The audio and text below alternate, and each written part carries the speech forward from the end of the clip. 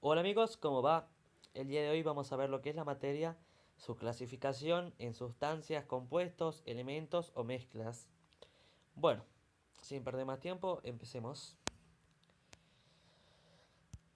Tenemos las sustancias puras.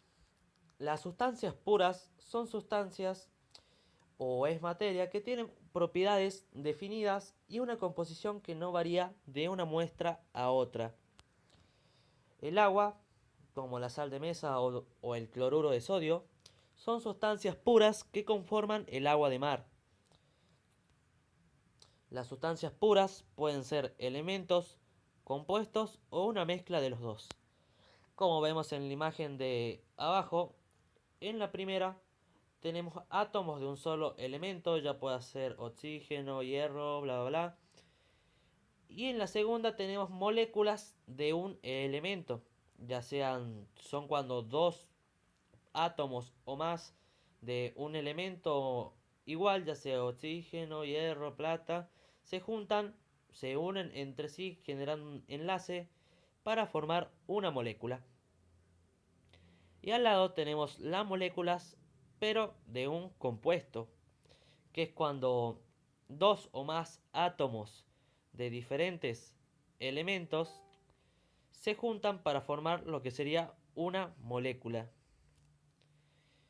Y en el último tenemos la mezcla de elementos y compuestos. Como podemos ver, acá tenemos compuestos, moléculas de un mismo elemento, átomos de un elemento y moléculas de distintos elementos. Bueno, una vez que ya sabemos que es una sustancia pura, vamos a ver lo que es un compuesto. Un compuesto es una sustancia que está compuesta de dos o más elementos, ya sea átomos o moléculas, como puede ser el agua. Esta misma está compuesta de los elementos oxígeno e hidrógeno. Las propiedades del compuesto no son las mismas que las de los elementos que la componen. Y para eso, aquí abajo les voy a dejar una pequeña tabla donde vamos a comparar las propiedades del agua con la de sus dos elementos que la componen, que son el hidrógeno y el oxígeno. Como vemos, el estado natural en que encontramos el agua es líquido, pero el estado en que encontramos el hidrógeno y el oxígeno es gaseoso. El punto de ebullición en un estado normal, en una presión común del agua, es de 100 grados Celsius, mientras las del hidrógeno y la del oxígeno son mucho más bajas. Por eso es que es muy difícil o casi imposible encontrar estos elementos de forma natural en forma líquida. La densidad del agua es muy superior a la del hidrógeno y a la del oxígeno, ya que tiene 1000 gramos por litro. Y el hidrógeno tiene una densidad de 0,084 gramos por litro y el oxígeno 1,33 gramos por litro. El hidrógeno, a diferencia del agua y del oxígeno puro, es inflamable. Como podemos ver, los elementos que componen el agua son totalmente distintos en cuanto a sus propiedades que al elemento o al compuesto que se unieron para formar. Por eso siempre tenemos que tomar en cuenta que si tenemos un compuesto al cual lo podemos dividir en elementos más simples, los elementos que lo formaron no tienen propiedades iguales a la del compuesto. Bueno, una vez dicho esto, antes que dé más vueltas, vamos a ver la composición de la materia. Tenemos que ver primero si es uniforme en todos sus puntos. En el caso que no lo sea, se dice que tenemos una mezcla heterogénea. En la imagen que tenemos al costado tenemos un vaso de agua con aceite, o una jarra, lo que sea. Como podemos ver, el agua y el aceite no se juntan formando una materia uniforme en todos sus puntos, porque la densidad que hay acá, la densidad del aceite, no va a ser la misma en la densidad de este punto donde está el agua. Y así es cuando tenemos una mezcla heterogénea. Acá se dice que se tiene dos fases, porque la materia se puede dividir a simple vista en dos. Una el aceite y otra el agua. Si acá dentro de esta mezcla heterogénea tiráramos un corcho, vamos a tener tres fases porque se va a distinguir el aceite, el agua y el corcho. Y si tiráramos un clavo, vamos a tener cuatro fases porque se va a distinguir el aceite, el agua, el corcho y el clavo.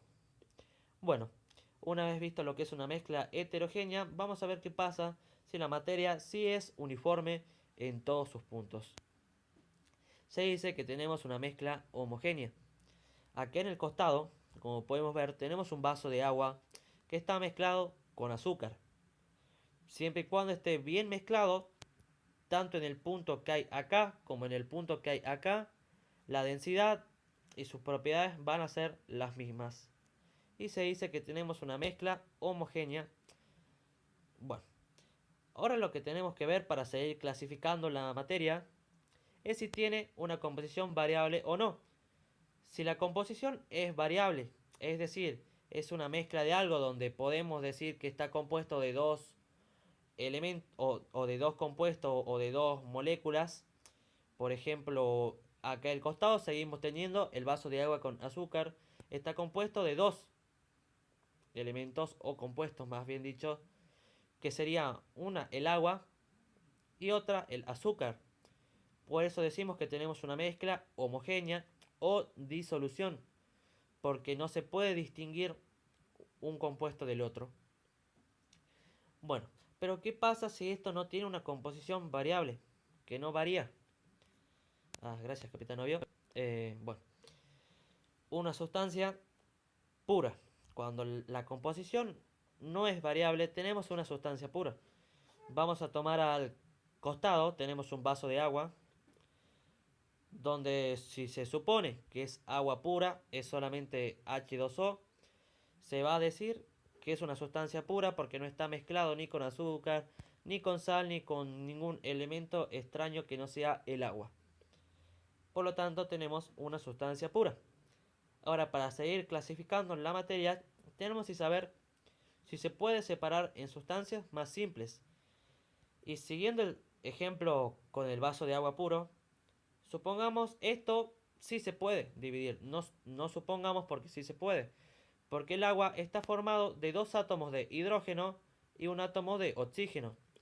El subíndice que podemos encontrar abajo de cada símbolo del elemento que podemos encontrar en la tabla periódica es la cantidad de átomos que se juntan para formar una molécula de agua.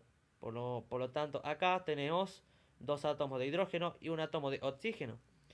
Por lo tanto, esta sustancia pura se puede separar en los elementos hidrógeno y los elementos oxígeno. Por lo tanto, se dice que el agua es un compuesto. Pero ¿qué pasa si no se puede separar en sustancias más simples? Entonces tendremos lo que sería un elemento, como puede ser el oxígeno, el aluminio, el hidrógeno, el oro, la plata, el hierro y el mercurio, siempre y cuando en sus estados puros. Hasta hoy en día se conocen alrededor de 118 elementos, la verdad no me acuerdo si más, pero siempre se encuentran elementos nuevos porque es una rama bastante amplia para investigar. Es imposible que hasta hoy en día hayan descubierto todos.